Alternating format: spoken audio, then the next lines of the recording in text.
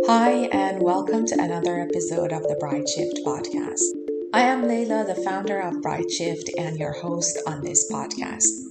Today, we're going to look at the meaning of dreams according to Carl Jung, the famous psychiatrist and psychoanalyst, who is considered as one of the most influential figures of our time, especially in the field of psychology.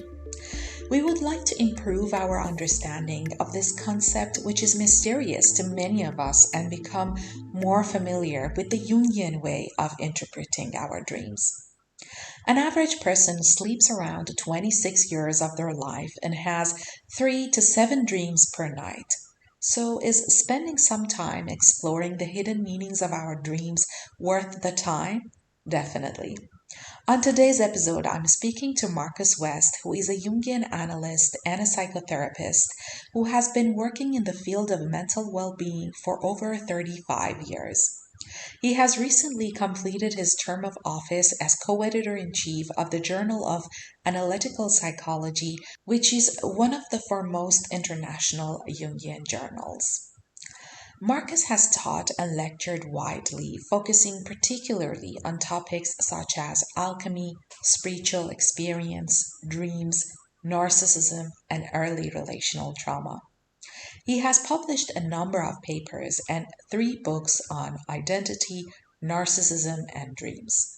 His most recent book, entitled Into the Darkest Places, is on early relational trauma.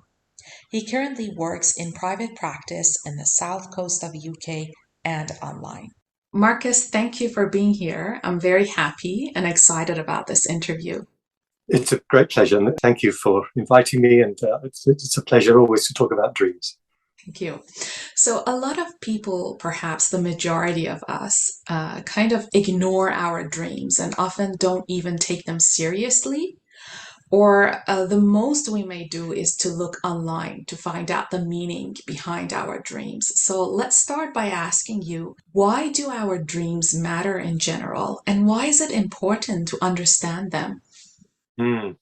Well, dreams, if we can understand them, really tell us absolutely about what's going on for us at that particular moment in time in our life. It tells us the deep truths of what's going on in our life.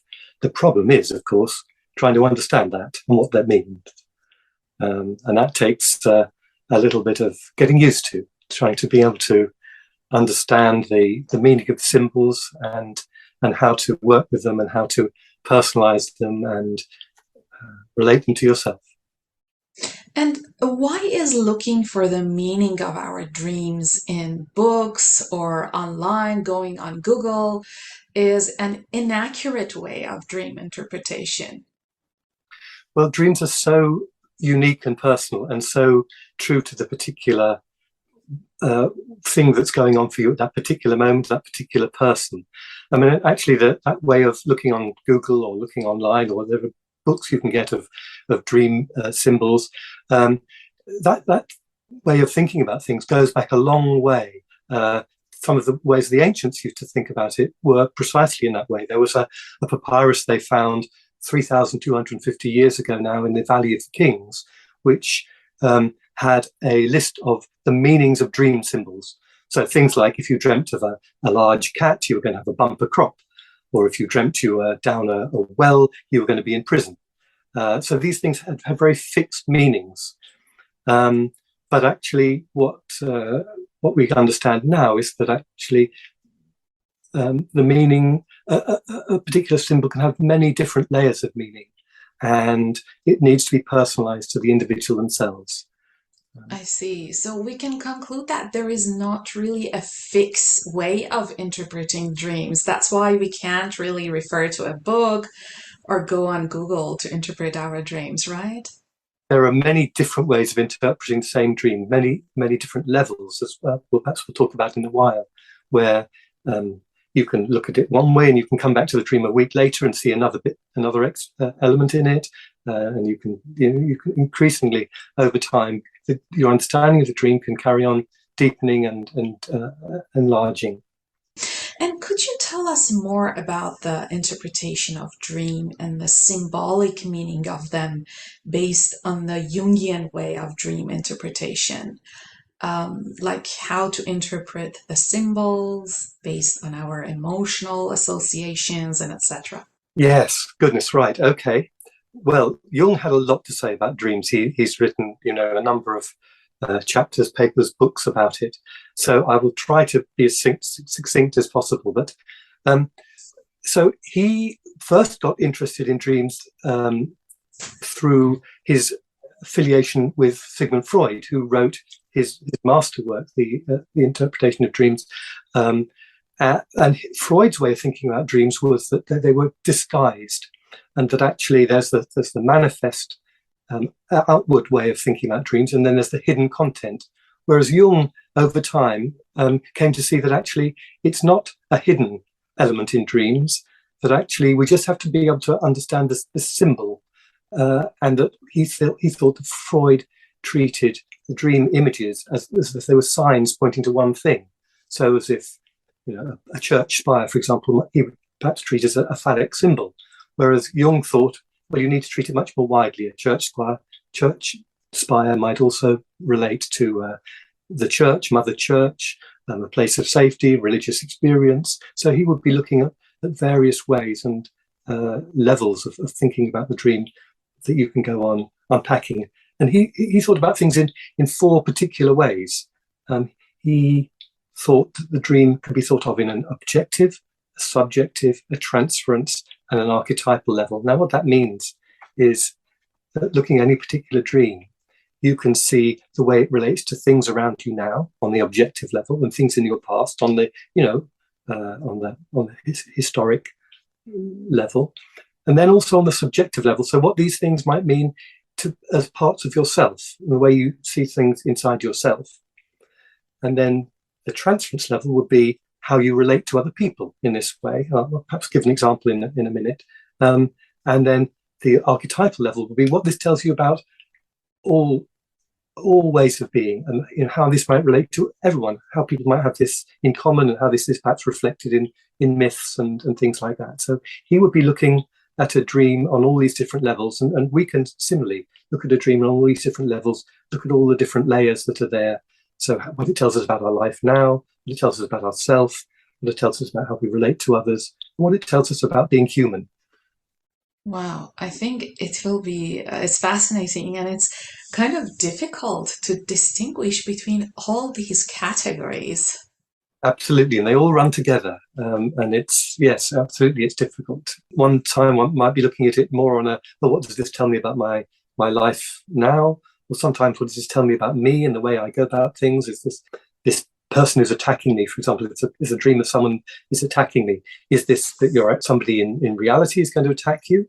Or is it there's a part of yourself, there's a conflict, an inner conflict that's going on, that you're being attacked by a part of yourself that you're not ready to accept yet? Or is it in a particular relationship? If you're in therapy, you're feeling attacked by the therapist? Or is there something about some archetypal story about how, for example, the hero's journey, how we have to deal with feeling attacked and stand up for ourselves? And these different levels all can apply to dreams and dreams. Okay, so how can one come to learn all these levels and their complexities and meanings? It's a long journey, I guess. Well, the simplest way of doing it, and this was said by Aristotle, again, many centuries, millennia ago. He said that the person who best understands dreams is the person who understands resemblances. So what you do is when you have a particular symbol, you make associations. You see what this reminds you of. So if you have your own dream, you might write down, the first thing to do about a dream is say, I don't know what this means. Don't put any pressure on yourself to think, oh my goodness, I've got to find out the meaning of this dream. Because in a way you can kill it that way.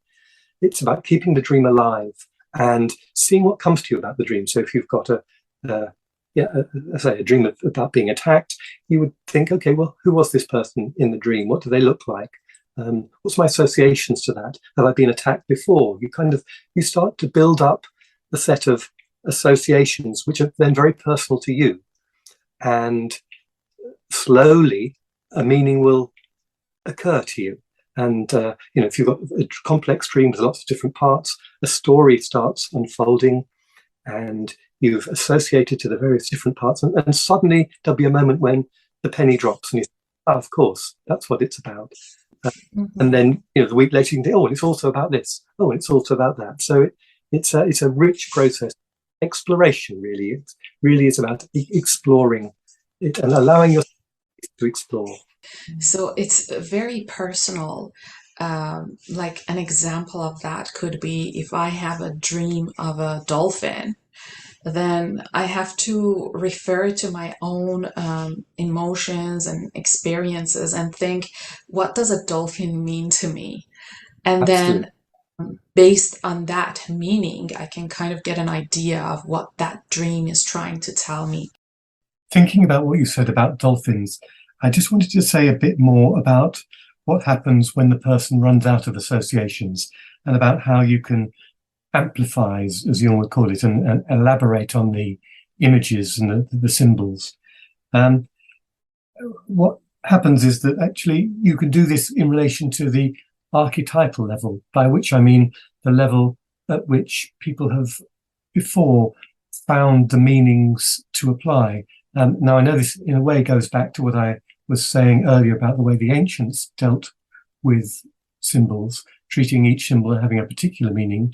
But these, again, should be treated as potential, as things that could change, that are tentative. And if they fit with the person who's done the dreaming, then that's the real sign of success.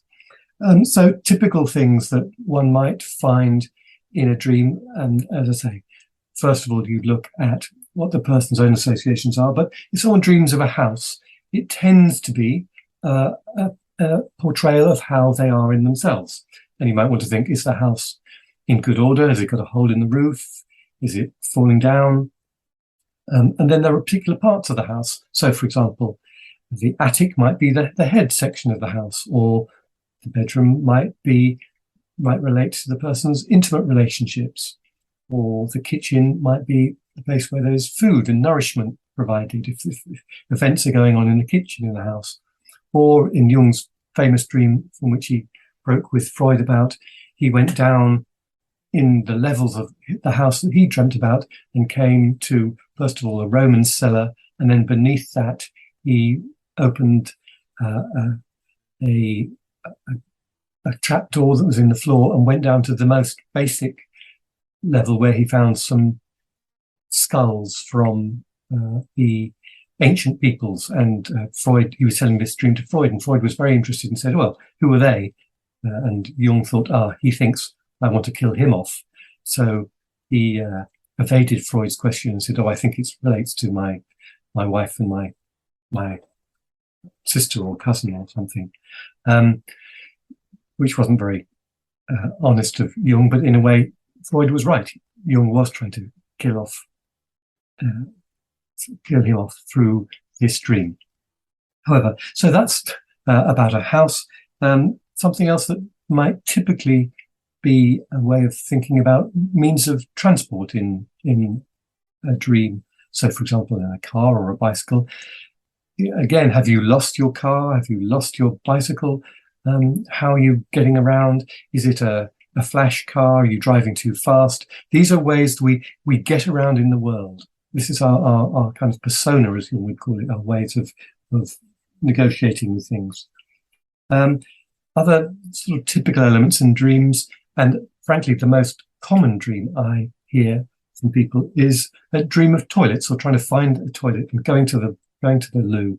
And this is typically about how we get rid of stuff that we feel is bad within us, feel things that are unwanted or that we're ashamed of.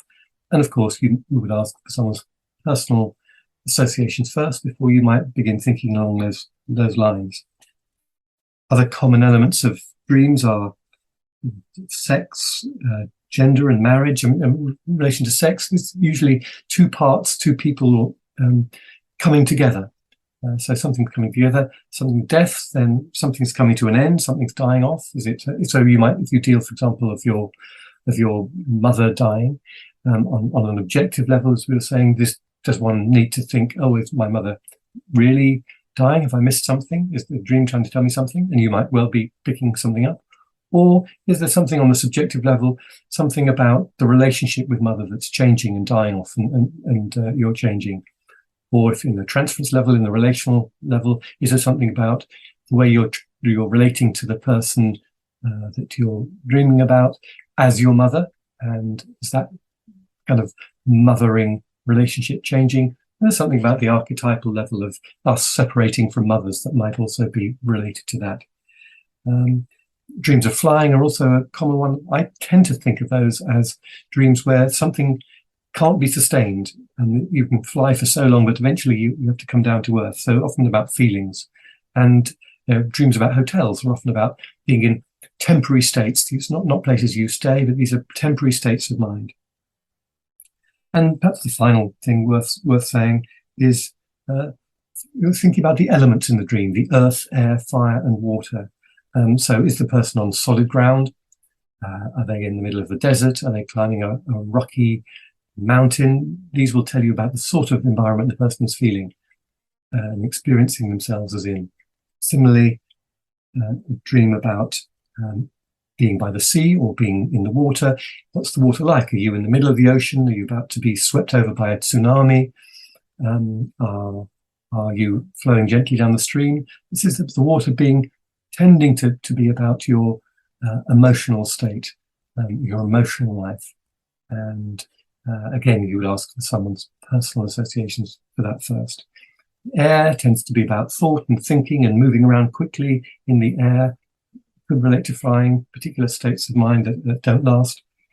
And fire, what's the fire doing in the dream? Is the fire, if you've got a fire in your house, is there something passionate going on that threatens the structure of your house?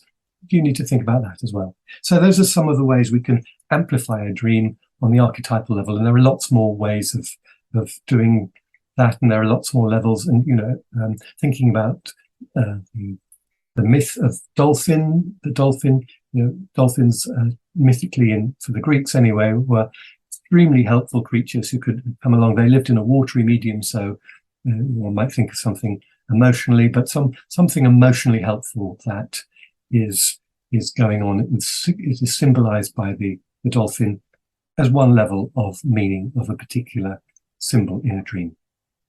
Thanks, Marcus. That was a really great guide for anyone who wants to go further and explore their dreams on a deeper level. We know that dreams can be a portal to our psychological state as well, but it seems that in addition to their psychological aspect, Jung also perceived dreams as a tool for a sort of divine communication, where dreams and their hidden symbolic messages can tell us something higher, or in other words, a tool for communication from the above, from the self, where the self is considered as transcendent. Could you share your outlook on this concept? Yes, well, you've put your finger on the essence of Jungian theory here, and I think you probably said in your introduction that I'm a Jungian analyst. So Jung was very much aware that what we're aware of and the way we see ourselves in terms of our ego is very limited, and that actually, if we can learn to listen to ourselves, we can learn to listen to what we call the self with a capital S.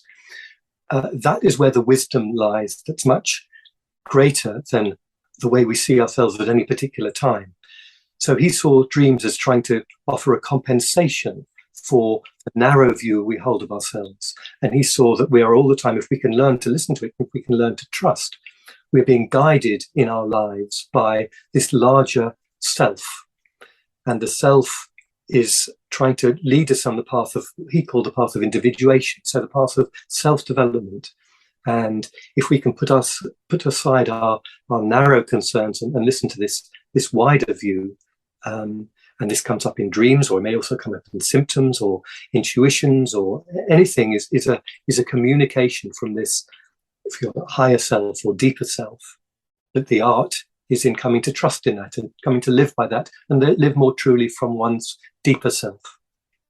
Okay, so do you mean that deeper self or that higher self is trying to guide us in our life through our dreams? Yes, absolutely. Through our dreams, through our feelings, through our intuitions, and it's and in a way, this is what dreams are about. They are that part of our psyche is all the time monitoring where we are. What's going on in our life? Am I in the right place for me? Is it safe? And what's happening in this relationship? And that is what our dreams are doing, is working on and trying to process our daily experience and our daily lives, trying to think and feel what is right for us. Where should we be? Are we doing the right thing for us now? And dreams can sometimes signal a radical change in our life that we need to be able to embrace. We can really use them for our self-discovery and self-improvement journey.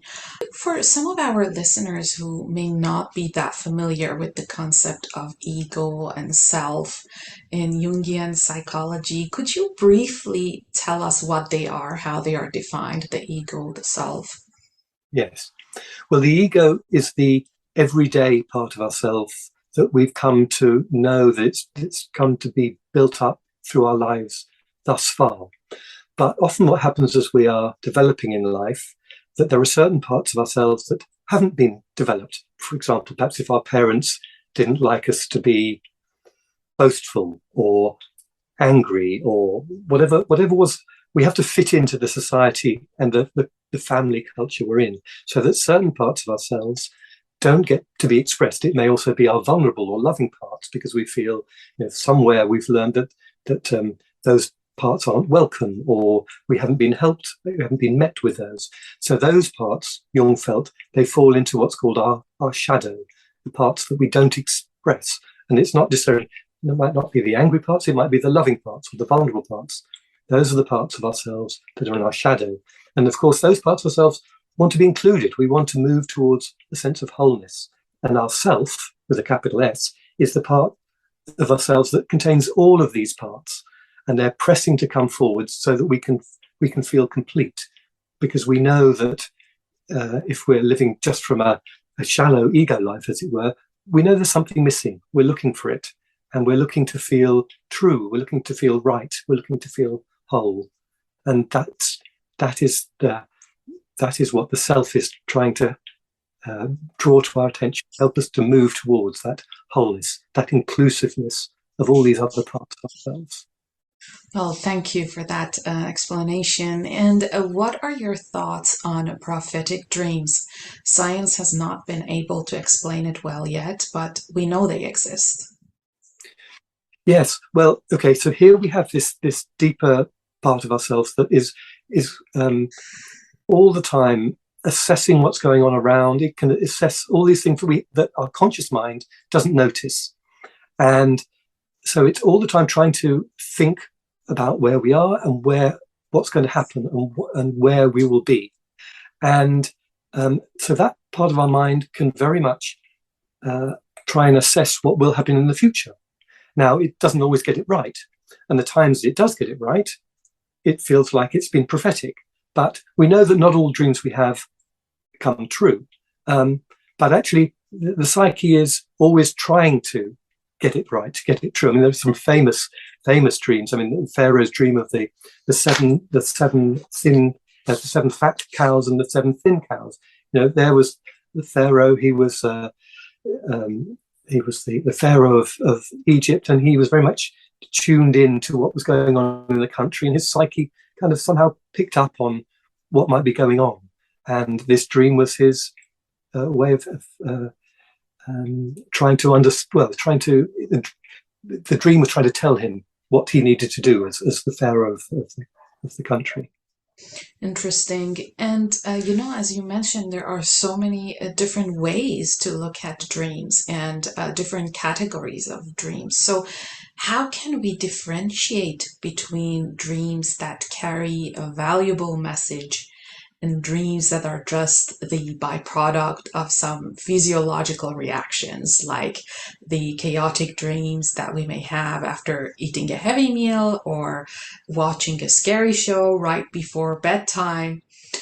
what I'm suggesting is that is there a way to know which dreams require our attention, um, and which dreams can simply be ignored? Whenever someone comes to me and says, "Oh, I've got this dream," it means nothing at all. I had blue cheese for tea last night, and it's obviously meaningless. I particularly pay attention because I think, aha, there's going to be something really important embedded in this dream. But there are some dreams that come carrying a deep feeling with them, what Jung called a numinous feeling. They feel important, that we remember them really clearly. There's perhaps something sort of magical and powerful. And those come at a time particularly when something, maybe a transitional point in our life. And so the psyche knows they're particularly important and will maybe signal the dreams as being important in that way. But I think we should be wary of ignoring any dream because, on the surface it might seem frivolous or superficial, but often the most superficial steaming dreams can be touching on something that's really quite profound and important. And if we can just leave space for the dream to unfold, we might find in many dreams that there is much more than we think. Now, of course, you don't want to. The whole point about dreams is that this is going on unconsciously, and we forget dreams when we wake up if we don't try to remember them very quickly, precisely because it's a process that's supposed to go on in our unconscious. We're supposed to forget them because we need to be able to get on with our lives. So when we're asleep, this is our dreaming process, which is working away at these things. But if we forget them, then maybe that's as well, because we don't need to have our minds clogged up with these things because we need to be getting on. But sometimes certain really important things we haven't been able to work on, and we need to be able to bring our conscious mind to bear on these dreams. And that's the ones we perhaps particularly remember. And those dreams, then we can do extra work on, and maybe get some help with and think about and see what, try and mine the full richness of the dream. Yeah. I think sometimes dreams are helping us, helping our psyche to kind of find its balance. Absolutely. I mean, Freud said that dreams are wish fulfillments in that sense, but clearly, many dreams are not like that. And Jung said they're compensation. So that I think you put it really nicely, that actually dreams are about trying to find a balance. They're bringing in the other part that's missing from our conscious attitude and bringing in those parts that we need to know about. And if we're feeling particularly low, it might well be that actually it brings in a happy memory. I mean, for example, one really curious example is those dreams of exams, when you're failing an exam in a dream. And actually, if you ask the person about that exam, you say, well, what happened in that dream, in that exam in reality? And they'll think about it for a while and they say, well, actually, I passed that exam. And it's, the dream may be telling you that, yes, you're worried about this exam that's coming up, or this kind of, it might not be a real exam, but some kind of examination. But actually, you've been able to deal with these things in the past and it'll be okay. Sometimes the dream is telling you it won't be okay, and you're dealing with something fearful.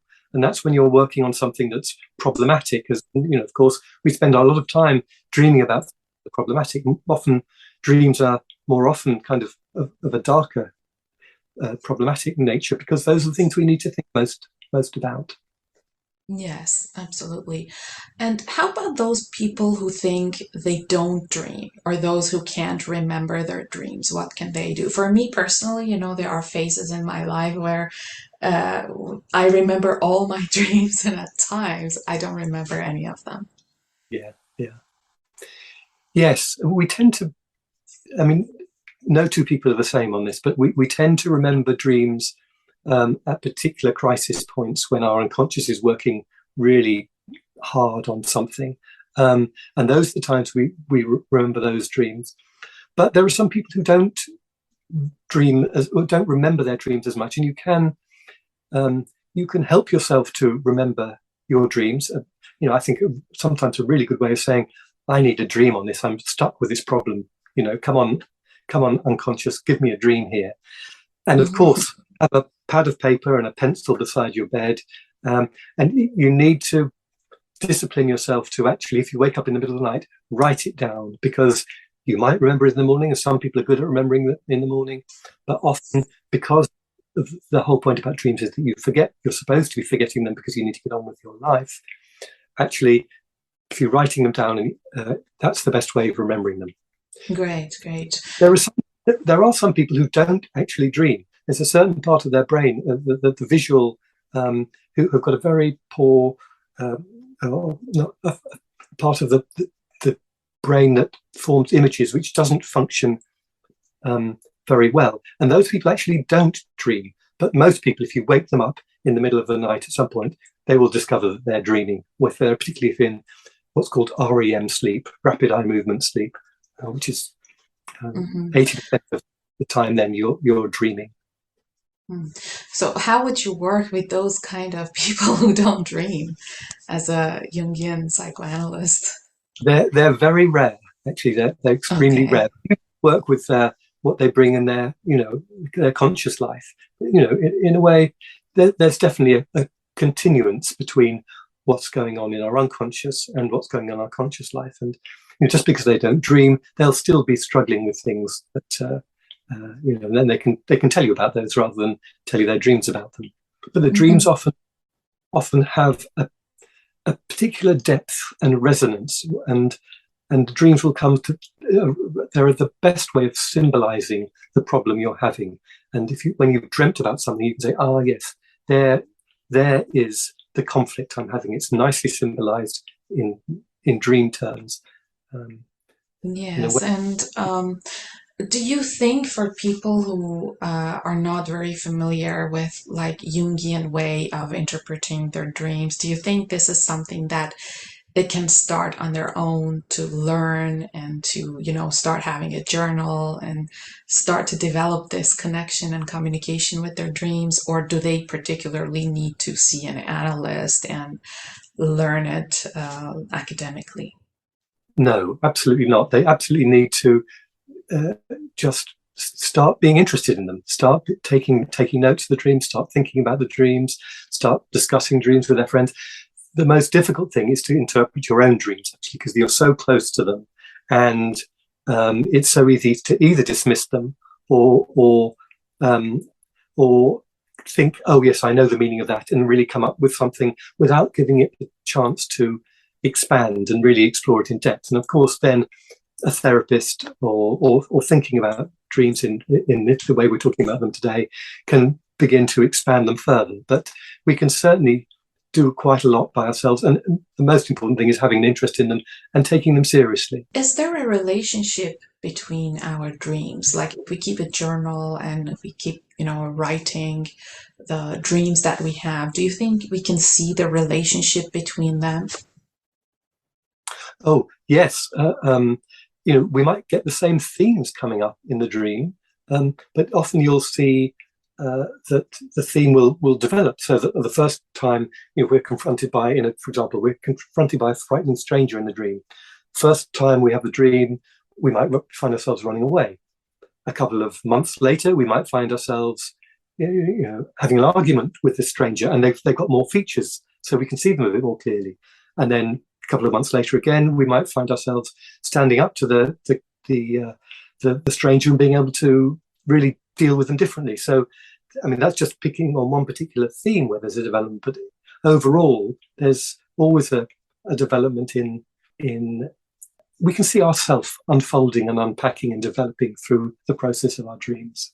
I see. So there is then another way to understand our dreams is to keep a record of them and kind of look at how they're evolving or the relationship between different dreams. And there are times that we feel completely fine and everything is going well in our lives, but we start having disturbing dreams or dreams that lead us to start paying attention to the unhealed parts of our psyche. Could you please explain why this happens? Yes, it's very disconcerting, isn't it? Just when we think our life is going well and everything's fine, suddenly our dreams start bringing us all these difficult things, or we start feeling depressed or something. Why on earth that is? And it's precisely because our psyche says, okay, we're not in crisis at the moment. now you can deal with these problem areas that you haven't been able to deal with before, because the psyche is always pressing for experience of wholeness. These things need to be dealt with. Maybe before you were too busy, you were too much at work, you were too dealing with some other crisis, but now you're feeling okay, here's the stuff we need to deal with to develop.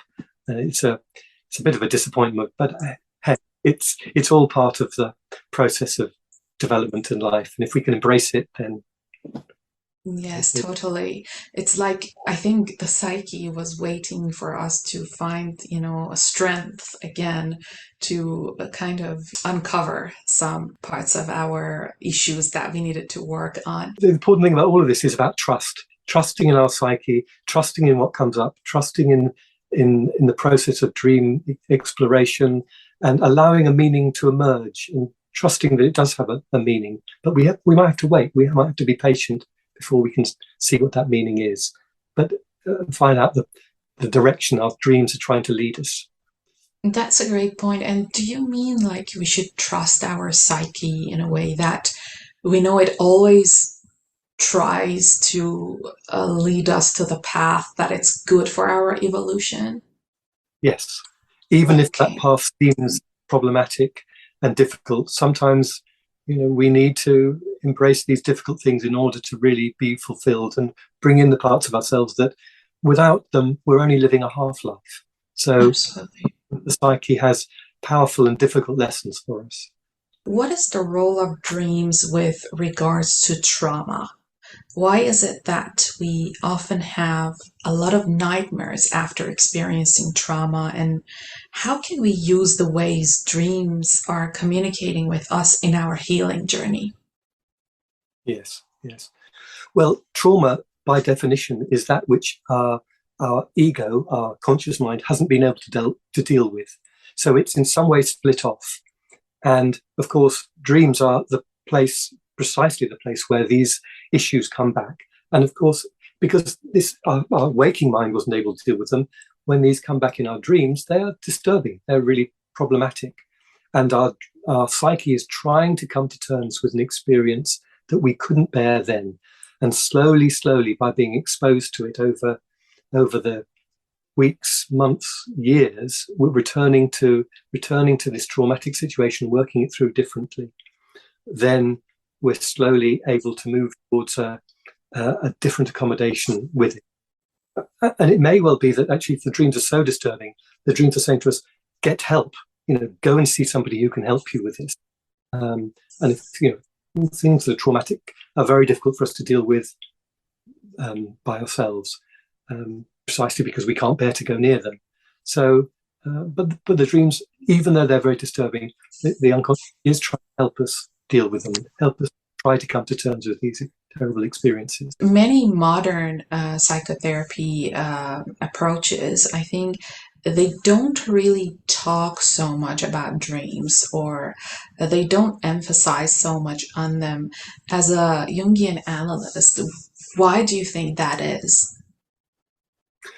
I think psychotherapy goes through various fashions. And for myself, recently I became very interested in early relational trauma. But there are other times when another particular interest of mine has been attachment theory. So there are times when various things come to the fore and dreams appear to fall into the background. But actually, if you go into any consulting room, people will be bringing dreams and they'll be working on those dreams. It may well be through the lens of attachment theory, working out early relationships with mother, or looking at the trauma. So I know that dreams don't stop, even if people are writing about things from for example, about trauma or about neuroscience or about attachment theory or whatever it might be. So yes, I think dreams are still there. I mean, the body is another thing that's recently, and all these things are important developments in psychotherapy, appreciating how the body has been underrepresented. But dreams are a part of that. And lastly, would you like to share some useful resources with regards to dream interpretation, including your own works and any other resources that you think could help? Yes, well, of course, I recommend my book, Understanding Dreams in Clinical Practice, which is available from Routledge, and you can get on Amazon or all good bookshops. Jung, of course, I mean, and my book is heavily Jungian and drawing on that, but also very much respecting Freud's contributions and trying to bring the two together. But Jung wrote extensively on dreams. Freud's original book, The Interpretations of Dreams, 1900, is an absolute classic. It's a very dense book because it actually outlines his whole theory on a lot more than dreaming. But those are the classic historic books. And other than that, there are many good websites that talk about dreams, and I'm sure your podcast and work. And you have a lecture on YouTube about this topic, dream interpretation, which I recommend everyone to check that out, especially for those who want to, start their journey with dream interpretation. It can be very helpful. Thanks very much, Marcus. The concept of dreams and their interpretation in Jungian psychology is complex, but you make it much easier to comprehend. And I really enjoyed having this conversation with you. Thank you, Leila. I've enjoyed it too. Thank you very much indeed for inviting me. I hope you enjoyed listening to this episode, and I hope this episode has opened a new gateway for those of us who are not accustomed to viewing our dreams as a precious source of inspiration and guidance. I will leave you with these words from Rumi, the great Persian poet, where he says, "There is a voice that doesn't use words. Listen." Thank you for being here, and see you next time.